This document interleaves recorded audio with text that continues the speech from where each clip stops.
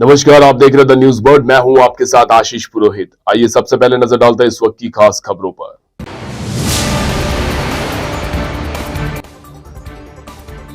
Rajasthan high court चुनाव में अधिवक्ताओं में दिखा उत्साह, देर रात तक परिणाम होंगे जारी।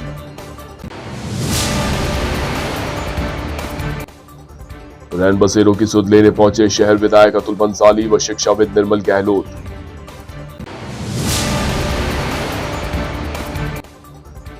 बीएससी नर्सिंग प्रथम वर्ष परीक्षा में साथी के स्थान पर बैठा फर्जी अभ्यर्थी पकड़ा गया। और अब खबरें विस्तार से।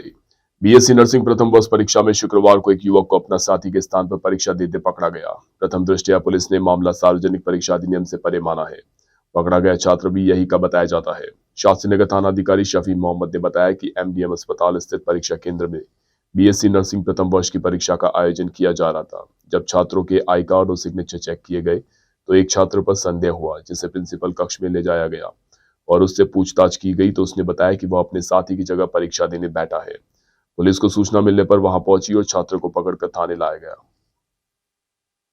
ये आज राजकीय नर्सिंग महाविद्यालय जोधपुर में राजस्थान स्वास्थ्य विज्ञान विश्वविद्यालय जयपुर की तरफ से परीक्षाएं आयोजित करवाई जाती है, जिनका सेंटर है हमारे राजकीय नर्सिंग महाविद्यालय जोधपुर को बनाया गया है, जिसमें जिले के समस्त निजी और हमारी सरकारी संस्थाओं के एग्जाम का आयोजन करवाया जा रहा है।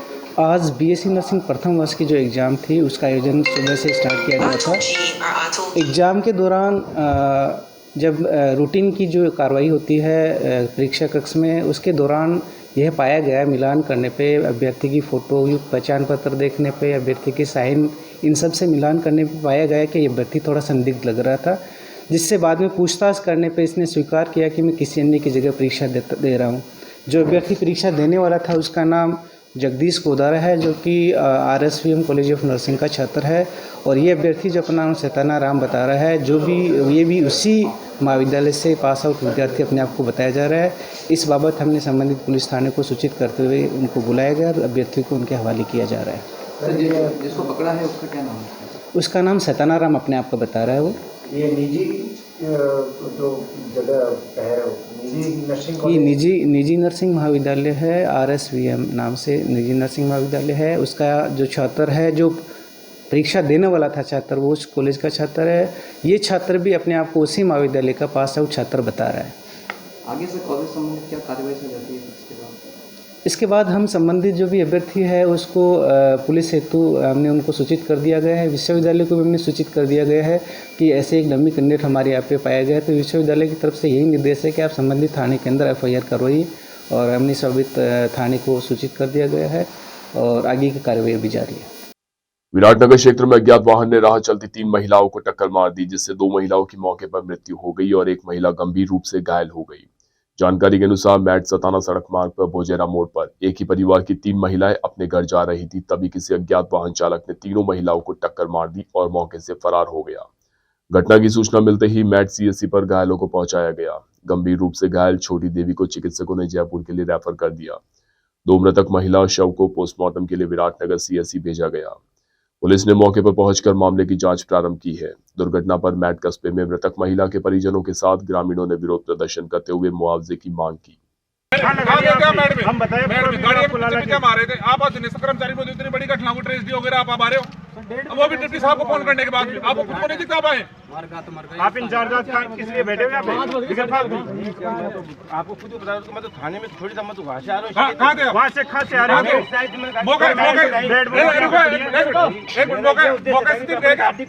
मैं पूछ रहा हूँ मौका स्पोर्ट पे गए क्या?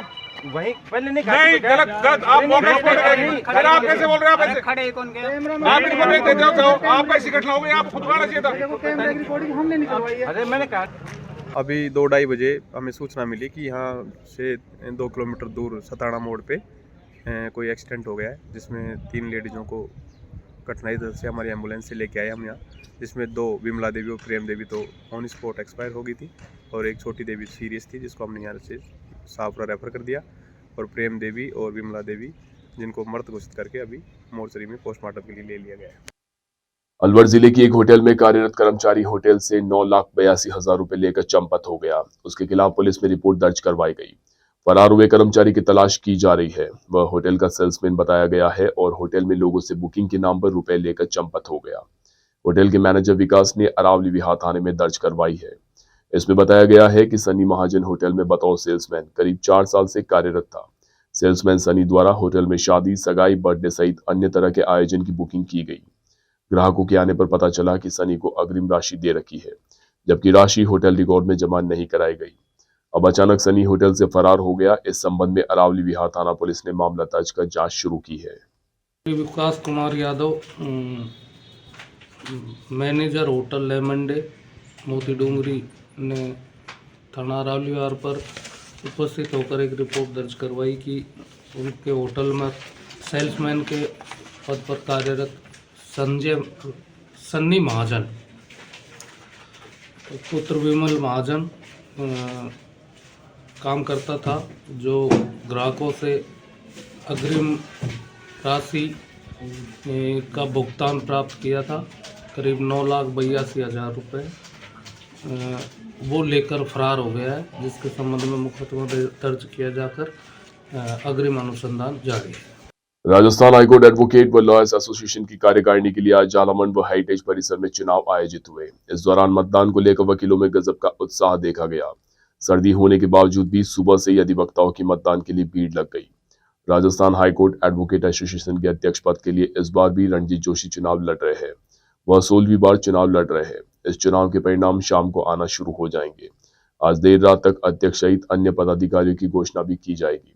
सुप्रीम कोर्ट के आदेश के बाद पूरे राजस्थान में आज एक ही दिन सभी अधिवक्ता संगठनों में चुनाव करवाए गए और वकीलों में एक उत्सव की तरह जो है वो बढ़ चढ़कर चुनाव में हिस्सा लिया जा रहा है और मुझे भारी मत और समर्थन मिल रहा है और मैं समझता हूं कि अधिवक्तागण एक बार सेवा का मौका मुझे फिर देंगे। आवाज़ देकर जब जी चाहे बुला लो मुझे, मैं कोई गुजरा वक्त नहीं जो लौट के ना आ सकूं। Thank you very much. Thank you. अध्यक्ष रह चुके हैं, इस बार का क्या है ना रहेगा? वही रहेगा कि 350 करीब रामराज नगर में वकीलों को प्लॉट दिलाए जाएंगे और 297 चैम्बर्स यहाँ और नए चैम्बर्स और बनाए जाएंगे। 297 की लिस्ट जारी हो चुकी है एडवोकेट्स के लिए पुराने परिसर में और करीब 300 चैम्बर्स और बनाए जाएंगे और काम चल रहा है। तो नए ऐसे वकीलों के लिए और युवा वकीलों के स्पेशली बैठने के लिए और महिलाओं के लिए जो है अलग से व्यवस्था की जाएगी। RJS की क्लासेस चलाई जाएगी जो हमेशा चलाता हूँ। इधर Rajasthan high court lawyers association Jodhpur के चुनाव भी आज संपन्न हुए। चुनाव से पहले ही नाम वापसी के साथ पुस्तकालय सचिव पद पर निर्विरोध निर्वाचन हो चुका है। पुस्तकालय सचिव पद से एक नाम वापसी के बाद में मैदान में एक ही प्रत्याशी होने से चिराग कोठारी का निर्विरोध निर्वाचन घोषित किया जा चुका है। चुनाव अधिकारी राजेश पवार ने बताया कि इसके अलावा अध्यक्ष पद के लिए वरिष्ठ अधिवक्ता आनंद पुरोहित, सचिन आचार्य व राजेंद्र सिंह शेखावत के बीच त्रिकोणीय मुकाबला है। वहीं उपाध्यक्ष पद पर पिंटू पारिक और प्रद्युमन सिंह, महासचिव पद पर मनीष टाक व निहार जैन, सह सचिव पद पर ऋषि सोनी और विक्रम सिंह और कोषाध्यक्ष पद पर रत्नाराम और शुभम मोदी के बीच सीधा मुकाबला है। Rajasthan high court lawyers association Jodhpur के इलेक्शन आज संपन्न करवाए जा रहे हैं। सुबह 10:30 बजे मतदान शुरू हो गया था। अभी करीब 12 बजे तक करीब 300 वोट कास्ट हो गए हैं। 4:30 बजे तक पोलिंग टाइम है। उसके बाद में काउंटिंग प्रोसेस शुरू किया जाएगा और आज ही रिजल्ट की घोषणा भी कर दी जाएगी। यह वक्त तो चला एक छोटे से ब्रेक का। ब्रेक के बाद भी खबरों का सिलसिला जारी रहेगा। आप बने रहिए द न्यूज बर्ड के साथ।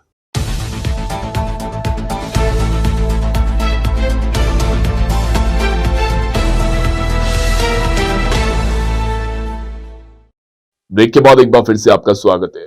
सूर्य नगरी में सर्दी का असर बढ़ते ही शहर में नगर निगम द्वारा भामाशाहों के सहयोग से रैन बसेरों की शुरुआत हो गई है। शुक्रवार को शहर विधायक अतुल बंसाली ने उत्कर्ष के निदेशक निर्मल गहलोत के साथ इन रैन बसेरों का अवलोकन किया। उत्कर्ष के निदेशक निर्मल गहलोत ने बताया कि रेलवे स्टेशन के सामने ठंडी रात में खुले आसमान में लोगों के सोने की जानकारी मिली, जिसके बाद शहर में रैन बसेरों की शुरुआत की गई। वहीं शहर विधायक अतुल बंसाली ने शहर के भामाशाहों से रैन बसेरों के लिए आगे आने की अपील की है। उन्होंने जोधपुर की जनता से अपील की है कि वे गरीब जनता की सेवा करें और रैन बसेरों का उत्थान करें। सबसे पहले तो नगर निगम और उससे पहले आदरणीय निर्मल जी गहलोत, जिन्होंने इस पीड़ा को समझा, और सबसे बड़ी बात है कि पीड़ा के संज्ञान में आते ही आदरणीय महापौर वनिता जी सेठ ने और हम सब ने मिलकर एक शुरुआत कर दी। चूँकि ये सर्दी के मौसम में रैन बसेरे की तो उपयोगिता बहुत बढ़ती है और सरकार के संसाधन सीमित होते हैं, पर अगर जोधपुर के भामाशाह और जो लोगों के एक संवेदनशीलता है वो लोग अगर इस कार्य में अपने हाथ और साथ दोनों बढ़ा दें तो मैं समझता हूँ कि जोधपुर एक धर्मनगरी भी है और लोगों के अंदर इस जो मलमास के अंदर एक कुछ दान देने की और गरीबों के काम करने की प्रवृत्ति भी है। तो मैं एक आपके चैनल के माध्यम से अपील करता हूँ, जैसे निर्मल जी ने संवेदनशीलता को समझा है और आदरणीय महापौर वनिता जी सेठ ने इस कार्य के अंदर जो गतिशीलता प्रदान की है, पूरे जोधपुर में हम सब लोग मिलकर, क्योंकि एक जनता का काम है और सेवा का काम है और सेवा परमो धर्म है, तो मैं समझता हूँ कि आने वाले अगले 10-15 दिन में और भी लोग अपने भामाशाह या सेवा के कार्य में आगे बढ़कर इस तरह की जो योजना और रैन बसेरा के और जो सर्दी से बचने के लिए कार्य चल रहे हैं उसमें और तेज़ी भी आएगी और सबके सहयोग से कोई भी आदमी बिना छत के नहीं सोए, क्योंकि हमारे यशस्वी प्रधानमंत्री जी की है कि हर घर को, हर व्यक्ति को छत मिले। पर जो इस अवस्था में जो घुमंतु जाति के लोग हैं वो एक शहर से दूसरे शहर 10-10, 15-15 दिन रुककर ट्रैवल करते हैं, उनके लिए भी एक व्यवस्था होनी चाहिए। उसी की दिशा में एक सबका मिलकर सामूहिक प्रयास और कदम रहेगा और आपके चैनल के माध्यम से आप अधिक से अधिक लोगों को इस प्रेरणा देने के लिए और उसको आप करें तो अधिक से अधिक लोग जुड़ेंगे और लोगों का भला होगा। धन्यवाद। बिल्कुल, मैं कहना चाहूँगा कि आज से 2 दिन पहले किसी ने फेसबुक पोस्ट पे मुझे कमेंट किया था कि जोधपुर में रेलवे स्टेशन के पास में इस प्रकार से रात को ठंड में लोग रात बिताने के लिए मजबूर हैं और बहुत ही अच्छी बात है कि नगर निगम ने तुरंत त्वरित, जैसे मैंने महापौर वनिता सेठ जी को कॉल करके बताया, एमएलए साहब अतुल जी भंसाली को बताया, तो इन्होंने आपस में कोऑर्डिनेशन करके इस प्रकार के रैन बसेरा बनाने आज से ही प्रारंभ कर दिए हैं। तो अपने आप में बधाई के पात्र है। ये संवेदनशीलता का सूचक है ये बात कि कभी भी अगर किसी को, नागरिकों को तकलीफ आती है और संज्ञान में अगर आ जाता है तो तुरंत प्रशासन एक्टिव हो जाता है। मैं जोधपुर के विधायक जी और महापौर जी दोनों का मैं बहुत बहुत आभार ज्ञापित करना चाहता हूँ। जोधपुर शहर में सिटी ट्रांसपोर्ट के लिए कई सालों से चल रही BRTS बस संचालन इन दिनों अफसरशाही और राजशाही की भेंट चढ़ी हुई है। बसों के संचालन को लेकर कोई पाला नगर निगम में डाल रहा है तो महापौर प्रशासन में डाल रहे हैं। इन सब के बीच बसों के संचालन को लेकर जब शहर विधायक अतुल बंसाली से बात की गई तो उन्होंने कहा कि हमारा प्रयास रहेगा कि BRTS की सभी 39 बसों का संचालन निर्बाध रूप से जारी रहेगा। शहर में केवल 20 बसों का संचालन हो रहा है और 19 बसें धूल फांक रही है। उन्होंने कहा कि बसों का संचालन नगर निगम का दायित्व है, मगर पूर्ववर्ती सरकार की अफसरशाही ने इसके संचालन में बाधा उत्पन्न करते हुए संचालन पर रोक लगा दी, जिससे जनता को सस्ता और सुलभ साधन उपलब्ध होने में दिक्कतें आई। मेरे ख्याल से राजनीति अपनी जगह और प्रशासनिक व्यवस्था अलग जगह है, पर जिस तरह से अशोक गहलोत जी ने अपने गृह क्षेत्र में राजनीति और प्रशासन को एक साथ कर एक शर्मनाक और एक ऐसी षड्यंत्र बोलूँगा मैं इसको, क्योंकि जब 2 महीने पहले निगम के आयुक्त का और जोधपुर जिला कलेक्टर का कहना था कि इसका डिसीजन 2 महीने पहले ले लिया था और आचार संहिता के चलते ये बसें बंद नहीं की थी। मेरा पहला सवाल तो ये है कि जब आचार संहिता थी तो आपने उस आचार संहिता के अंदर ये डिसीजन कैसे लिया, और अगर ये डिसीजन आचार संहिता के पहले ले लिया था तो आपने उस दिन इसलिए बंद नहीं किया क्योंकि उससे अशोक गहलोत की और कांग्रेस सरकार की नाकामी जनता के सामने आती। और आज जब जनता ने भारतीय जनता पार्टी के प्रति अपना समर्थन दिखाकर एक राज्य में सत्ता परिवर्तन की ओर अग्रसर हो गया है और अशोक गहलोत जी के, आप एक तरह से मैं कहूँगा ये सारे प्रशासनिक अधिकारी एक नुमाइंदे के तौर पर काम कर रहे थे और जो जो योजनाएं थी अब इन योजनाओं को बंद करने की तरफ ये अग्रसर हो रहे हैं। और यही हमने चुनाव में कहा था कि हमारे मोदी जी की गारंटी है और अशोक गहलोत की गारंटी फर्जी गारंटी है, जिनकी सत्ता जाने के एक दिन बाद ही उनके जो लगाए हुए नुमाइंदे प्रशासनिक स्तर पर थे उन्होंने इस तरह के दूषित और घृणित कार्य को करने की योजनाबद्ध तरीके से काम किया। इस बारे में जब मैंने CEO नगर निगम अतुल प्रकाश से बात की, उन्होंने अपनी असमर्थता जाहिर करते हुए इस चीज़ को सिरे से खारिज कर दिया कि भाई जिला कलेक्टर से बात करो। जिला कलेक्टर से बात की तो उन्होंने ये बताया भाई 2 महीने पहले का डिसीजन है। तो ये सारी एक कॉन्फ्रेंस ही है और किसी भी तरह से जनता के साथ इस तरह का जो धोखा करेंगे जनता उसको सहन नहीं करेगी। और सबसे बड़ी उसमें और बात ये है कि बंद करना चालू करना, मान लो एक कंपनी है और उसके अंदर है, आपको बंद करना है, आप उसके लिए जो भी व्यवस्था है, जो कानूनी प्रक्रिया है उसके बंद कर सकते हैं, मैं उसके लिए मना नहीं करता हूँ। पर जनता को बिना उसकी सूचना दिए अचानक एक दिन आप दोपहर में ऑर्डर निकालते हो कि कल से ये बंद हो जाएगा। और सबसे बड़ी बात कि कलेक्टर महोदय खुद भी इस समय छुट्टी पे या अपनी ट्रेनिंग के लिए जोधपुर शहर से बाहर है। उसके बाद डीएलबी डायरेक्टर से बात की गई, हरदेश जी करके, उनसे बात की, उन्होंने बिल्कुल अनभिज्ञता जाहिर की, जबकि लोकल ये लोग कह रहे हैं हमने डीएलबी से ऑर्डर लिया हुआ। तो मुझे तो ये समझ में नहीं आता है कि ये जो सरकार 5 साल चली किसके भरोसे चली, ये समझ के बाहर है। मरीजों के साथ अच्छा व्यवहार हो तो उन्हें अच्छे से सुविधा मिले, यही मेरी प्राथमिकता रहेगी। यह बात आज महात्मा गांधी अस्पताल के नवनियुक्त अधीक्षक फतेह सिंह भाटी ने कही। पदभार ग्रहण करने के बाद मीडिया से बातचीत में कहा कि चिकित्सक का व्यवहार मरीज के प्रति अच्छा होना चाहिए। अधीक्षक डॉक्टर भाटी ने कहा कि मरीजों और डॉक्टर के बीच किसी प्रकार की हॉट टॉक नहीं हो, इसके लिए चिकित्सक को भी मरीजों से अच्छा व्यवहार रखना चाहिए। डॉक्टर भाटी ने एसएन मेडिकल कॉलेज में एमबीबीएस के लिए 1987 में प्रवेश लिया था। वह जोधपुर मेडिकल कॉलेज में 2001 से अपनी सेवाएं दे रहे हैं। प्राथमिकता एक चिकित्सक के रूप में सबसे पहले प्राथमिकता तो मेरी मरीजों को कोई असुविधा नहीं हो, यही रहेगी। और मरीजों के साथ में सभी जो यहाँ कर्मचारी हैं वो भी सही तरीके से और सुखद वातावरण में, अच्छे वातावरण में काम करें और मरीज भी प्रसन्न रहें, कर्मचारी भी प्रसन्न रहें, ये मेरी प्राथमिकता है। यानी व्यवहार निश्चित रूप से एक चिकित्सक का व्यवहार तो बहुत ही अच्छा होना चाहिए, क्योंकि मरीज बहुत ही दुख पीड़ा के साथ में पहुंचता है। तो आधा काम तो उसको अगर हम ठीक से बात करते हैं, उसको समझाते हैं, उसी में हो जाता है। और शेष जो इलाज का काम है वो तो लगभग सभी लोग करते ही हैं, पर व्यवहार हमारा अच्छा हो ये भी हम ध्यान रखें। जयनारायण व्यास विश्वविद्यालय के कला संकाय तथा रोटरी क्लब ऑफ जोधपुर संस्कार के संयुक्त तत्वावधान में 1000 से अधिक छात्रों ने नारी सम्मान प्रतिज्ञा अभियान के अंतर्गत शपथ ली। इस अवसर पर विश्वविद्यालय के कुलपति प्रोफेसर के श्रीवास्तव ने सभी विद्यार्थियों को संबोधित करते हुए कहा कि घर से सीखे संस्कारों को विश्वविद्यालय में शिक्षित होने के दौरान सकारात्मकता के साथ आत्मसात कर देश के अच्छे नागरिक बने। नारी सम्मान प्रतिज्ञा के लिए कृत संकल्प होकर समाज में संतुलन व समरसता रखे। संकाय अधिष्ठाता प्रोफेसर सरोज कौशल ने बताया कि समाज में महिलाओं की सुरक्षा और सम्मान के लिए ऐसे आयोजन की महत्वपूर्ण भूमिका रहती है। उन्होंने कहा कि 1000 विद्यार्थियों ने इसमें भाग लिया। उन्होंने कहा कि इस प्रकार के आयोजन किए जाने चाहिए ताकि नारी सम्मान की परंपरा कायम रहे। उन्होंने इस कार्य के लिए कुलपति प्रोफेसर के श्रीवास्तव और रोटरी क्लब के अध्यक्ष टोनिका सांकला का आभार जताया। रोटरी क्लब अध्यक्ष टोनिका सांकला ने कहा कि इस शपथ ग्रहण के आयोजन से छात्रों की मानसिकता पर सकारात्मक प्रभाव पड़ेगा। सांकला ने प्रतिज्ञा अभियान का विश्व रिकॉर्ड बनाने की मुहिम के विषय में परिचय दिया और नारी सम्मान की शपथ दिलाई। आज हो रही उसकी दुर्दशा को रोकना है हमारी जिम्मेदारी। सरहद पर जैसे सैनिकों ने संभाली है बाहरी शत्रुओं से राष्ट्र सुरक्षा की कमान, सामाजिक बुराइयों को खत्म करके अभियान एक नया कीर्तिमान रचे हमारा राजस्थान।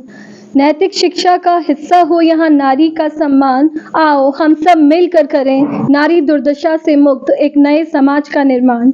जय हिंद। मैं Tonika Sankla, club president, Rotary club of Jodhpur Sanskar, और आज हम आए हैं जेएनयू के नए परिसर के कला संकाय में और हमारे साथ डीन मैम सरोजी कौशल, प्रोफेसर सरोजी कौशल हैं और सारे यहाँ के प्रोफेसर्स और हमारे साथ हैं। और आज हमने नारी सम्मान प्रतिज्ञा अभियान की शुरुआत की है। ये एक विश्व कीर्तिमान पहल है और आज जो नारी की दुर्दशा हो रही है, जगह जगह उसके साथ दुर्व्यवहार हो रहा है, उस पर रोक लगाने और युवाओं को इसके प्रति जागरूक करने के लिए हमने ये अभियान चलाया है। और ये अभियान हम यूं ही इसी तरह आगे बढ़ा के पूरे समाज में इसको आगे से आगे चलाते रहेंगे श्रृंखलाबद्ध तरीके से और युवाओं को जागृत करते रहेंगे।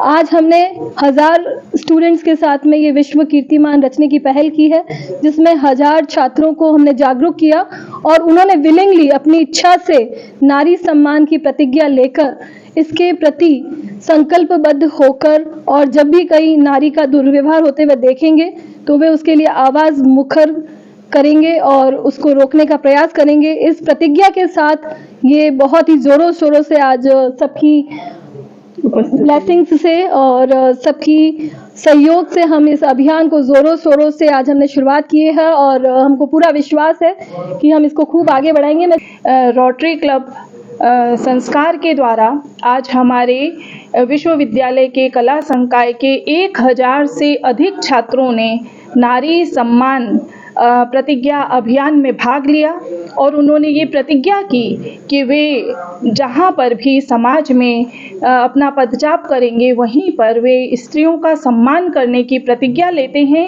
चारों ओर जो विकटता का ये काल है जिसमें कि स्त्रियों के प्रति किस प्रकार के दुराचार हो रहे हैं, तो स्वस्थ समाज का निर्माण करने में इस प्रकार के प्रतिज्ञा कार्यक्रमों की महती भूमिका है। हमारे विश्वविद्यालय के समस्त विभागाध्यक्ष और आचार्यगण इसमें उपस्थित रहे और इसका विशेष आकर्षण यह था कि विश्वविद्यालय के कुलपति महोदय प्रोफेसर के.एल. श्रीवास्तव ने विद्यार्थियों को अपना आशीर्वाद प्रदान किया और इस कार्यक्रम की भूरी भूरी प्रशंसा की। इसके साथ ही रोटरी क्लब के पदाधिकारी, विशेष रूप से उसकी अध्यक्षा टोनिका सांखला जी और जितने भी इनके पदाधिकारी हैं उनका भी मैं विशेष रूप से धन्यवाद प्रेषित करती हूँ। और संस्थाएं मिलकर जब इस प्रकार के कार्यक्रमों का आयोजन करती हैं तो इसकी आवाज़ जो है वो बहुत दूर तक जाएगी और हमारे छात्रों के मन में भी एक भाव जागृत हो रहा है कि उन्हें किस प्रकार के संस्कारों से युक्त समाज का निर्माण करना है। उसकी दिशा में यह कार्यक्रम एक महती भूमिका का निर्वाह करेगा। विशेष शिक्षा में डिप्लोमा विद्यार्थियों ने शुक्रवार को जिला प्रशासन को एक ज्ञापन सौंपकर डीएड रिजल्ट का पुनः मूल्यांकन कर रिजल्ट में संशोधन करने की मांग की है। डीएड प्रथम वर्ष के विद्यार्थियों ने बताया कि वे भारतीय पुनर्वास परिषद दिल्ली द्वारा संचालित डीएड कर रहे हैं। विशेष शिक्षा कार्यक्रम में डिप्लोमा के हाल ही में घोषित परिणामों में असामान्य रूप से बड़ी संख्या में छात्रों को कई विषयों में असफल अंक प्राप्त हुए हैं, जबकि उन्होंने परीक्षा में 100% कार्य किया था। इसके उपरांत परिणाम में असफल अंक प्राप्त हुए। उनका कहना है कि अगर परिणाम का मूल्यांकन सही से होता तो उनके कार्य को देखते हुए सभी विषयों में अच्छे अंक प्राप्त होते, लेकिन परिणाम का मूल्यांकन सही से नहीं करके कई विषयों में असफल अंक दे दिए गए, जो पूरी तरह गलत है। छात्रों का कहना था कि उनसे फीस वसूली की जा रही है, रिजल्ट भी मनमाना बनाया जा रहा है।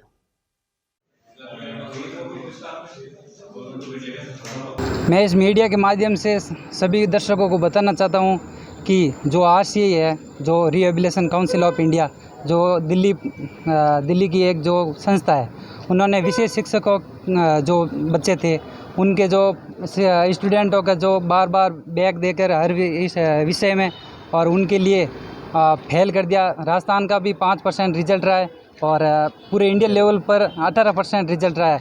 ऐसा तो हो नहीं सकता कि सारे बच्चे फेल हुए हैं। और हम ये बता रहे हैं कि ये पैसा कमाने का जरिया है और उन्होंने पुनः मूल्यांकन के लिए भी उन्होंने लगभग 1000 रुपये उनके लिए लिखित रूप में दी रखी थी और उन्होंने बाद में 2000 रुपये कर दी। ये साबित करता है कि उन्होंने ये मुहैया बना रखा है कि पैसे कमाओ और ज़्यादा से ज़्यादा बच्चों को फेल करो और उनसे फीस ऐंठने की जो इनकी रणनीति है वो अपने आप में कायम कर रहे हैं। Thank you.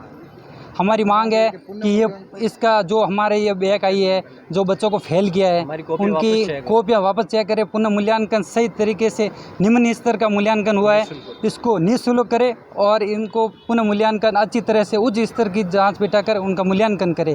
यही हम आज हमने पूरे जोधपुर में ये रैली निकाली है और सब संस्थान हम इकट्ठा होकर कलेक्टर साहब को भी ज्ञापन दिया है कि हमारी मदद करें, क्योंकि कोई संस्थान भी हमारे साथ नहीं है और हम कॉलेज वाले भी हमारे साथ नहीं है और RCI वाले हमें नकार के बराबर जवाब ही नहीं दे रहे। ईमेल भी किया है और ट्वीट पर भी हमारा जो हमारा जारी रहा है। और आइए अंत में एक बार फिर से नजर डालते हैं इस वक्त की खास खबरों पर।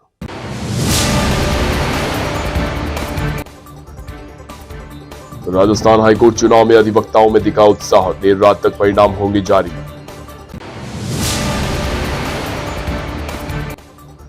रैन बसेरों की सुध लेने पहुंचे शहर विधायक अतुल बंसाली व शिक्षाविद निर्मल गहलोत।